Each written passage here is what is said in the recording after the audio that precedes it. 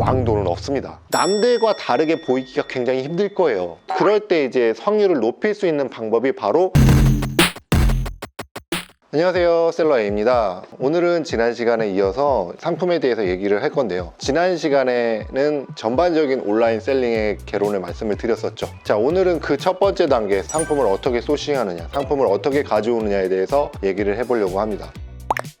해외 판매를 생각하실 수도 있겠고 우리나라 판매를 생각하실 수도 있겠지만, 기본적으로 우리나라 판매에 대해서 한정적으로 좀 얘기를 드리자면, 일단 가장 먼저 생각을 하셔야 될 거는 바로 이겁니다. 계절적인 상품이냐, 아니면 사계절 내내 팔 수 있는 상품이냐. 계절적인 상품을 먼저 말씀을 드리자면, 계절적인 상품은 두 가지의 측면을 다 가지고 있어요. 블루오션과 레드오션. 만약에 예를 들어서 선풍기를 들여왔다 그러면, 선풍기는 여름에는 굉장히 레드오션 시장입니다. 하지만 주로 쓰이는 계절이 아닌 다른 계절에는 블루오션 시장일 수밖에 없어요. 왜? 사람들의 경쟁이 덜 하니까요. 그래서 계절 상품 같은 경우에는 정말 타이밍이 중요합니다. 타이밍 싸움이에요. 내가 조금 늦게 들어왔다 그러면 여러분들이 생각하시는 것만큼의 양을 못 팔고 나가실 수도 있어요. 그러면 이제 계절 상품은 그렇다 치고, 두 번째, 어느 계절에나 팔 수 있는 범용적인 제품은 언제라도 들어와도 상관없습니다. 예를 들면 그런 거죠. 옷걸이, 화장품, 이런 것들. 자, 이런 제품들은 사실 타이밍에 상관없이 가져올 수 있는 제품들이에요. 만약에 이제 처음 이 온라인 셀링을 시작을 하셨다면 아무래도 계절 상품보다는 사계절 내내 팔릴 수 있는 상품 쪽을 가시는 게 좋죠. 왜냐?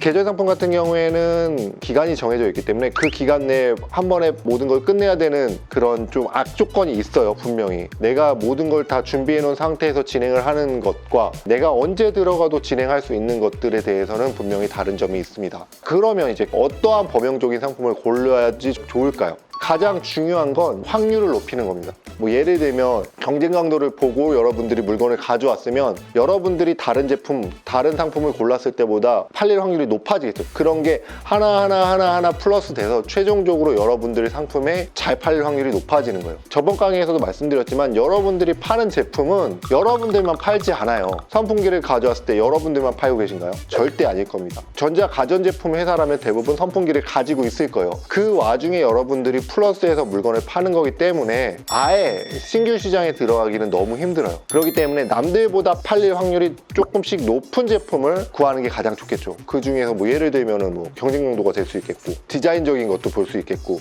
신제품인 거, 신기술인 거, 이런 것들이 다 하나하나 합쳐져서 내 상품이 다른 상품보다 팔릴 확률을 높여주는 걸 추천드립니다. 결국 확률 싸움이에요. 그 확률이 나중에 어떤 거랑 이어지냐? 바로 전환율과도 이어집니다. 결국에 내 상품 페이지에 들어왔을 때 팔릴 확률이 높아진다는 건 전환율이 그만큼 높아진다는 거거든요. 여러분들 전환율이 몇 프로나 될까요? 높게는 10%, 낮게는 1%, 1%보다도 낮을 수도 있겠죠. 정말 평균적으로 따지면 2%, 3% 정도예요. 근데 만약에 그 중에 1%, 2% 정도만 높인다고 하셔도 마케팅하고 연결을 했을 때 돈을 덜 쓰고 여러분들의 물건을 판매하실 수 있으신 거예요. 셀러는 확률입니다. 확률을 1%, 2% 올리는 것만 해도 여러분들한테 굉장히 도움이 될 거예요. 데이터적인 접근 방식, 감각적인 접근 방식, 모든 걸 이용하셔가지고 그 확률을 높이세요. 자, 그러면 그 확률을 높였어. 그러면 어떠한 키워드가 좋을까요? 1년 전부터 계속 똑같이 흐르는 트래픽이 있을 수도 있고요. 1년 전에 비해서 떨어지는 트래픽도 있을 거예요. 어떤 트래픽은 10부터 시작해서 100으로 올라가는 트래픽이 있을 거예요. 자, 그러면 여러분들은 이 셋 중에 어떤 트래픽, 어떤 키워드를 보시는 게 가장 좋을까요?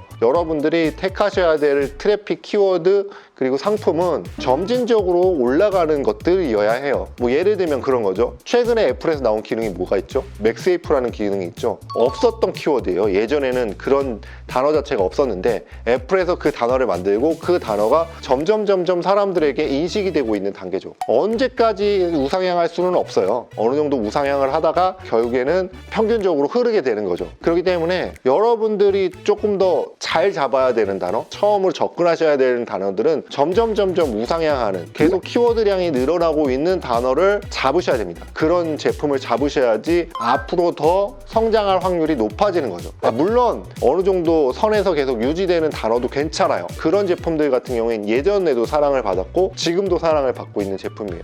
예를 들면 그런 거죠. 그릇 같은 경우에는 우리가 태어나기 이전부터도 굉장히 많은 사람들이 사용했고 지금도 사용하고 앞으로도 사용할 거예요. 그런 것들은 어느 정도 그 시장 안에 여러분들의 제품이 들어간다면 되면 사실 밖으로 튀어나오거나 엄청나게 큰 이슈, 건강적인 이슈나 뭐 사회적인 이슈가 없는 이상은 웬만하면 탈락될 확률이 적습니다. 뭐 옷걸이 같은 경우도 마찬가지잖아요. 여러분들이 태어나기 전부터 옷걸이라는 것이 있었고 후대의 세대에게도 그 옷걸이라는 건 분명히 필요할 거예요. 자, 점진적으로 떨어지는 키워드는 유행성 있는 키워드이기 때문에 그런 키워드들은 웬만하시면 안 하시는 게 좋습니다. 근데 여러분들 어떤 키워드가 앞으로 클지 점진적으로 떨어질지에 대한 부분은 사실 운의 영역이에요. 아까 전에 말씀드렸죠? 확률 싸움이라고. 그 1%, 2%의 확률 싸움을 얻기 위해서 여러분들은 그 키워드에 대해서 관심을 가져주는 수밖에 없어요. 예전보다 얼마만큼 오르는지. 뭐 요즘에는 그나마 키워드 툴이 굉장히 좋아져서 그곳에서도 분명히 찾을 수 있지만 계속적으로 보지 않으신다면 놓칠 수 있는 것들이 굉장히 많기 때문에 지속적인 관심을 두면서 계속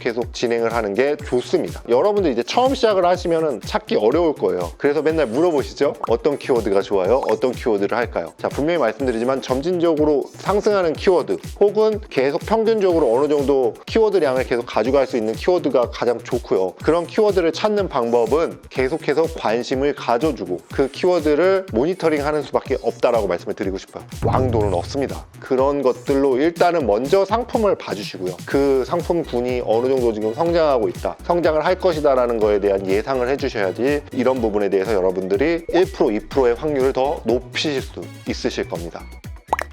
자, 그럼 이렇게까지 해가지고 이제 트래픽이 늘어나고 있는 것까지 봤어요. 그 다음에는 무엇을 봐야 할까요? 다른 사람이 팔고 있는 물건, 시장에서 지금 팔리고 있는 물건을 보는 거예요. 어느 정도 이 제품이 팔리고 있다는 걸 보게 된다면 사실 그 물건은 시장에서 어느 정도 검증을 받은 거니까 이 제품은 분명히 팔릴 수 있는 확률이 높겠죠. 내가 새로운 제품을 만들어가지고 그 제품을 시장에 내놓는 것과 기존에 잘 팔리고 있었던 제품군에서 비슷한 제품을 가져오는 것, 어떤 게 확률이 더 높을까요? 분명히 새로운 제품을 가져오는 것보다는 기존에 있었던 제품을 조금 수정을 해서 가져오는 편이 훨씬 더 잘 팔릴 확률이 높을 겁니다. 하지만 얘는 기존에 다른 경쟁자들이 굉장히 많기 때문에 내가 가질 수 있는 성장 폭은 정해질 수밖에 없어요. 그래서 여러분들이 처음에 시작하시면 아마도 이 방법 많이 사용하라고 많은 분들이 얘기하실 거예요. 기존에 있었던 트래픽 보시고 기존에 있었던 제품 보시고 기존에 있었던 키워드 사용하시고 뭐 이런 것도 많이 보시죠. 이런 것들의 한계는 정확합니다. 여러분들이 따라가는 입장에서는 절대 1등을 넘어서기가 쉽지 않아요.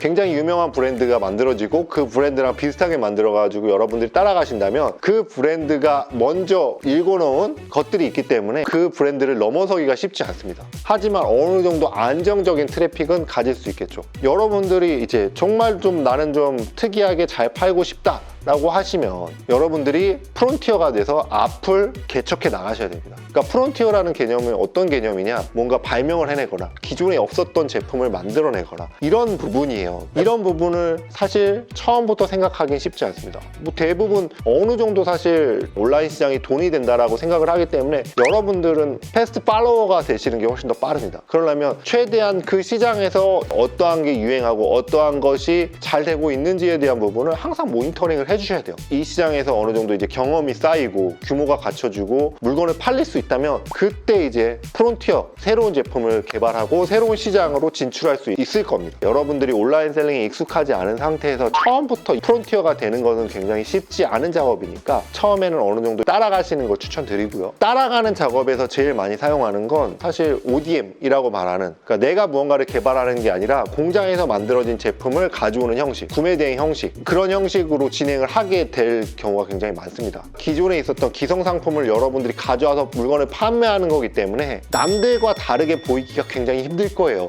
내가 새로운 상품을 개발을 해서 남들과 다르게 보이는 게 아니라 기존에 뭐 팔리고 있었던 중국이나 미국이나 일본에서 팔리고 있었던 제품들을 가져와서 물건을 판매하기가 쉽지 않기 때문에 그럴 때 이제 확률을 높일 수 있는 방법이 바로 사람들의 소구구점, 이 제품으로 인해서 어떠한 점이 편리해지는지 어떠한 점이 좋아지는지에 대한 부분을 잘 설명하는 부분이 여러분들이 확률을 높이는 방법이 될 수 있겠습니다. 자, 그래서 다음에 여러분들에게 말씀을 드릴 건 어떻게 하면 다른 제품과 다르게 보일 수 있을지, 어떻게 하면 똑같은 제품을 다른 제품과 차별화를 둘 수 있을지에 대한 부분을 다음 시간에 말씀을 드리도록 하겠습니다. 아시죠? 이 얘기를 듣고 싶으시면 구독, 좋아요, 알림 설정까지 해주시면 다음 얘기도 들으실 수 있으니까 여러분들 꼭 구독해 주시고 다음 얘기 함께 들으시면 좋을 것 같습니다. 그럼 안녕!